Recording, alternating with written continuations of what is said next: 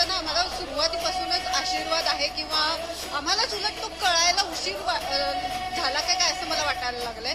कारण आमचं लग्न सुद्धा दत्त जयंतीला झालं होतं. आम्ही जिथे सुरुवातीला राहत होतो त्या घराच्या शेजारी दत्त मंदिर होतं. त्याच्यानंतर स्वतःचं घर घेतलं तर सोसायटीत खाली सुद्धा दत्त मंदिर आहे.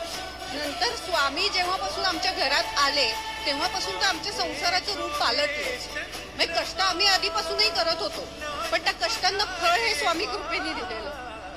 याची पहिली फिल्म देऊळ बंद स्वामींची कृपा, माझी मध्यवर्ती भूमिका असलेली पहिली फिल्म देऊळ बंद स्वामींची कृपा आहे. या कृपेने मी भारावून गेलेली आहे. बाकी मला आत्ता सुचत काहीच नाही. मला असं वाटतं की मी आयुष्यात पहिल्यांदा अक्कलकोटला आले. त्याच्या आधी मी कधी अक्कलकोटला आले नव्हते.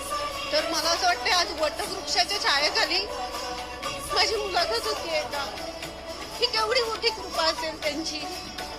तर त्यांची मी किती त्यांच्या प्रती किती कृतज्ञ राहू किंवा त्यांना कसं मी धन्यवाद म्हणू किंवा या कृपेबद्दल मी काय करू त्यांच्यासाठी की माझी कृतज्ञता मनातली त्यांच्यापर्यंत पोहोचेल असं मला वाटतंय. म्हणून माझे डोळे सारखे झोपून येतात. अश्रूच सगळं सांगतात.